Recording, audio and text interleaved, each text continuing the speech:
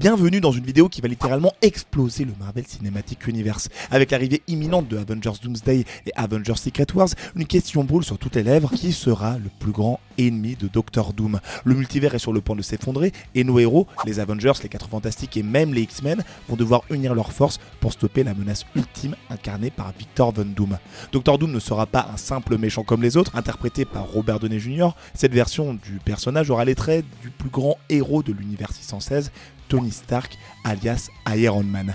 Mais alors, qui sera capable de stopper un méchant aussi puissant? Qui osera se dresser face à celui qui pourrait mettre un terme à tout ce que nous avons connu jusqu'ici? Eh bien, je vais tenter de répondre à cette question dans la vidéo du jour. Je suis Ludo du Ludoverse et on va se pencher sur plusieurs prétendants qui pourraient bien être le plus grand ennemi de Doctor Doom. Certains d'entre eux ont déjà affronté Tony Stark ou même croisé le chemin de Doctor Doom dans les comics, mais l'identité de celui qui pourrait bien se dresser contre le Doom du MCU vous surprendra. J'espère que vous êtes bien accrochés car on est parti donc pour l'univers des Avengers, des 4 Fantastiques, des X-Men et peut-être même de Spider-Man. Let's go! Commençons avec celui qui semble être l'héritier naturel de Tony Stark, dans le MCU bien sûr. Je parle bien évidemment de Peter Parker, alias Spider-Man.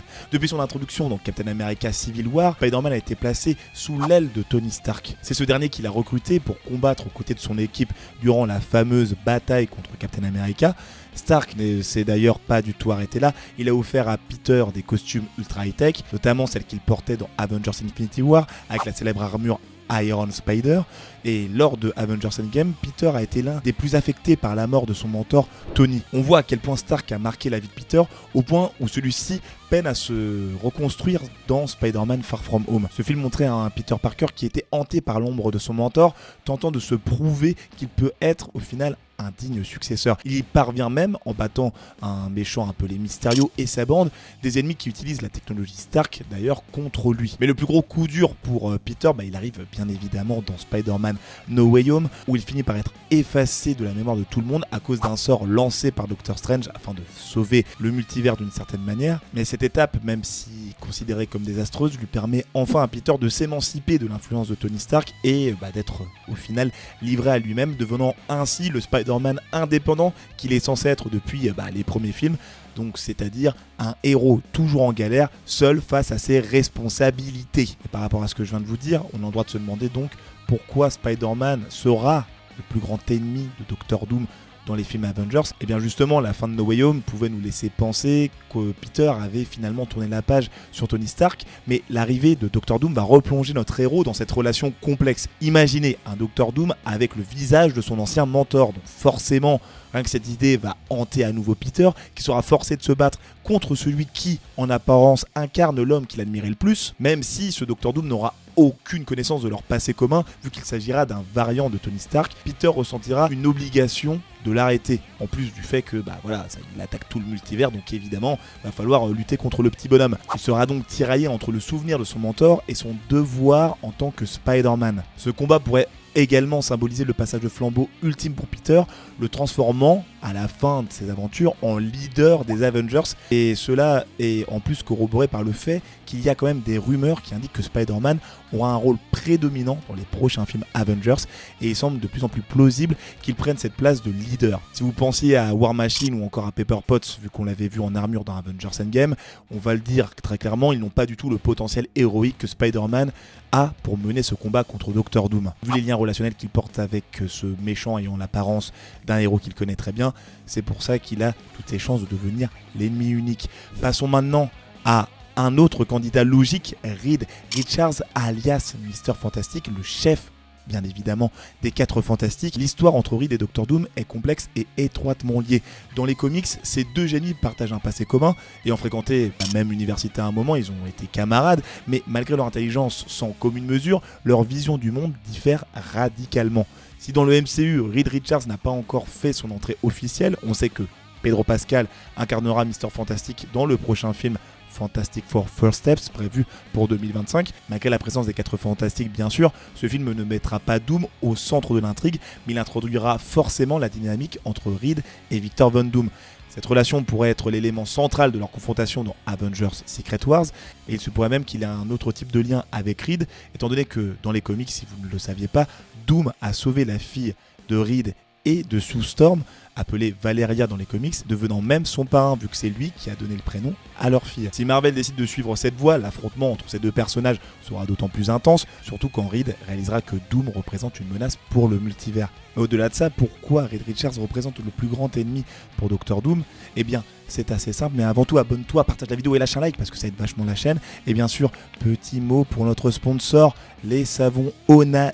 Ça fait des années que j'utilise leurs produits, donc comme le savon Tiger ou encore la brique, et j'en ai un autre, le savon Gentilhomme. Donc je n'ai jamais été déçu pendant cette période-là. C'est des produits qui sont bourrés d'ingrédients naturels et en plus qui est produit à Marseille, donc 100% made in France. Ça fera kiffer nos bons petits camarades. Donc si tu veux les choper, tu as le lien dans la description.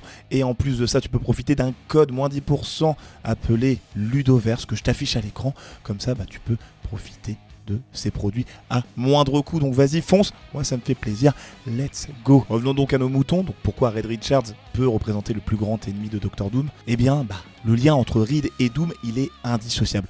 On pourrait même dire que lorsqu'on parle de Dr Doom, on pense immédiatement à Reed Richards, car les deux personnages sont liés depuis des années dans les comics. Et effectivement, dans des films comme les projets Avengers, un affrontement entre ces deux égos serait épique sur grand écran. Même si cette version de Reed dans le MCU n'a pas encore vu le jour au moment où je tourne cette vidéo, eh bien on sait déjà qu'il y a eu des films autour des Fantastic Four, des 4 Fantastiques, et ça fait des années qu'ils sont sortis. Je pense bien entendu aux films de 2005, 2007 et 2015.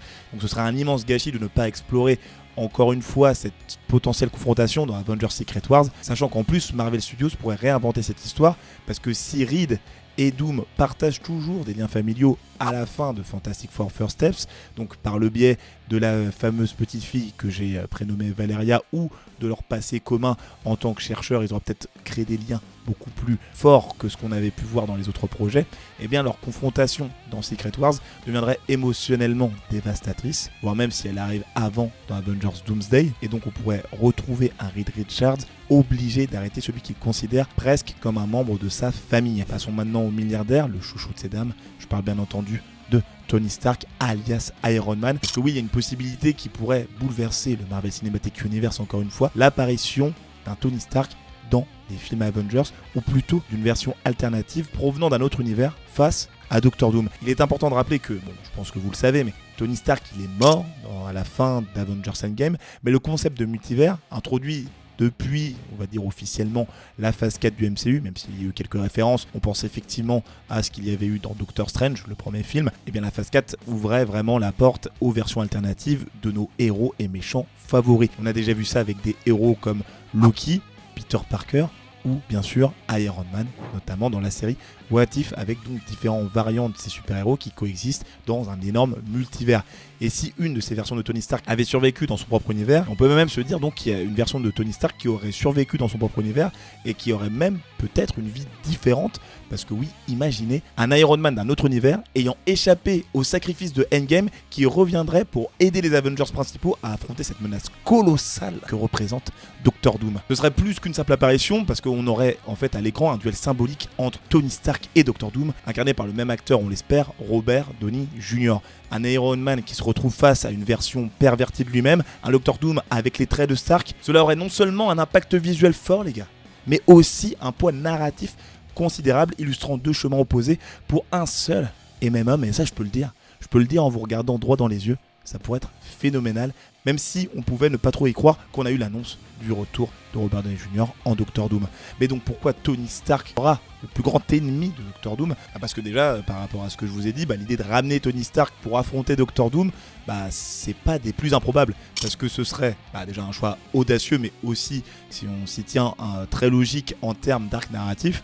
Tony Stark est le héros qui a lancé le Marvel Cinematic Universe avec le film Iron Man sorti en 2008, et l'a symboliquement fermé avec son sacrifice dans Avengers Endgame, et revenir du coup pour un affrontement final avec un ennemi qui porte son propre visage permettrait de boucler la boucle. Et en plus de ça, ce combat il pourrait permettre à cette image de Tony Stark de redorer son blason, parce que si on part dans l'optique où Dr Doom va commettre des crimes ignobles en utilisant son apparence, ou en ayant cette apparence de base, vous avez bien compris, et bien ça permettra de remettre les choses à plat. Et même moi, ça me rappelle un moment que j'ai lu dans les comics Marvel, et notamment dans le comics Ultimate Spider-Man, où on voyait le méchant Caméléon prendre l'apparence de Peter Parker et de ruiner sa réputation aussi bien en tant que Peter Parker qu'en Spider-Man. Et donc dans le cadre de ces deux variants, eh bien on pourrait assister à un Doom Stark qui ruinerait l'héritage de Tony, forçant un véritable duel pour établir l'honneur d'Iron Man. Puis au-delà de ça, même sur le papier, en fait, suivre ce duel de figures emblématiques du MCU, Tony Stark et Doom Stark, serait un événement cinématographique à ne pas manquer, ça j'en suis sûr. Je pense que vous partagez cet avis. Un affrontement ultime donc entre celui qui a sauvé l'univers et celui qui menace de le détruire, et qui menace même de détruire le multivers. C'est une affiche qui ferait rêver les fans et permettrait au MCU de clore en beauté l'ère de Tony Stark, tout en donnant une conclusion satisfaisante à son arc, d'autant plus si, imaginez, ils introduisent Tony Stark à la fin d'Avengers Doomsday et que sur l'affiche d'Avengers Secret Wars, on voit Robert Downey Jr. versus Robert Downey Jr. Que demander de plus? Que demander de plus? Mais bon, après avoir analysé chacun de ces prétendants, il est temps de répondre à la question fatidique: qui sera le véritable grand ennemi de Doctor Doom dans Avengers Doomsday et Avengers Secret Wars?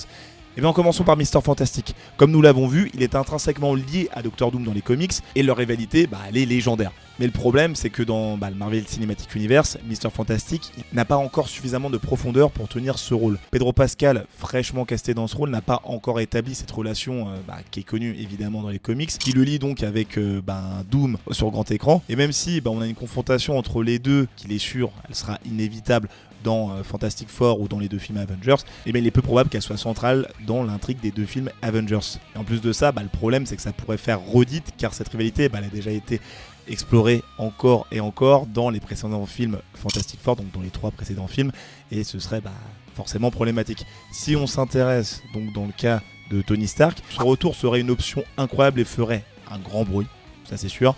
Ramener Robert Downey Jr. en tant que Tony Stark alors qu'il était présent donc dans les films Avengers en tant que Doctor Doom, dans les futurs, mais cette fois sous une forme différente, ça apporterait une charge émotionnelle indéniable, on va pas se mentir. Le problème c'est que le faire revenir en tant qu'Iron Man, ça ferait, en plus du pas en arrière qu'ils ont eu en le castant en tant que Doctor Doom, ça ferait d'autant plus un énorme pas supplémentaire en arrière, avec un film Avengers Secret Wars ou Avengers Doomsday qui tournerait à nouveau autour de Tony Stark, ce qui contredirait l'évolution naturelle du Marvel Cinematic Universe vers une nouvelle génération de super-héros. Et si c'est le cas et que Tony arrive à battre Doctor Doom, on reviendrait à un MCU centré sur lui, alors qu'on a l'impression que Marvel cherchait avant à diversifier ses leaders, donc ça ferait vraiment un retour à la case départ, et au final la boucle ne serait pas bouclée, c'est juste qu'on repartirait au début et recommencerait la même boucle. Et enfin le dernier, Spider-Man, il apparaît du coup de plus en plus comme le choix le plus logique, parce que Peter Parker il a un lien émotionnel très fort avec Tony Stark, comme je l'ai présenté avant, et son affrontement contre un Doom portant le visage de son mentor,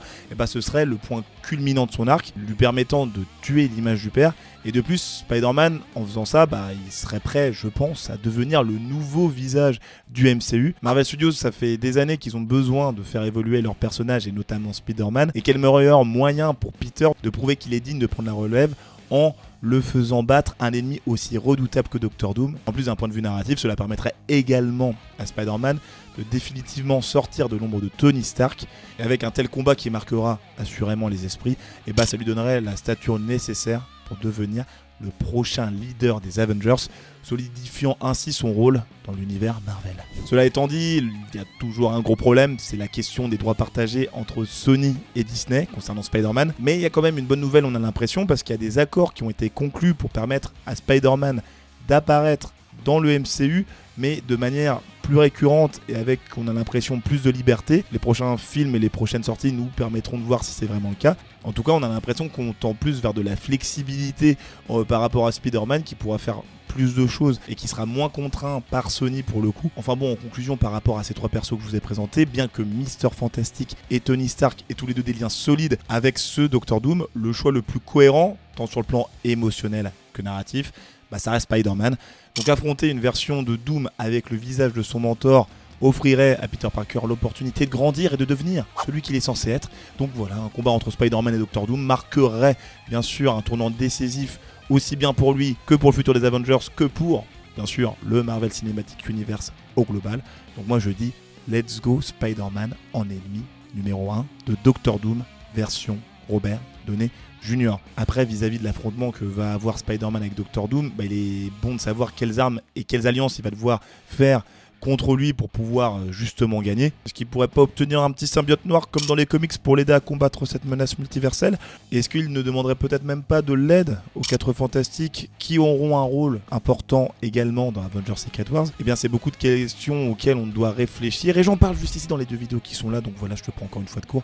Abonne-toi, lâche un like et n'oublie pas, tu as moins 10% avec le code Ludoverse concernant les savons Onae, donc tu aides vachement la chaîne si tu passes par là. Voilà, je te dis à la prochaine, salut!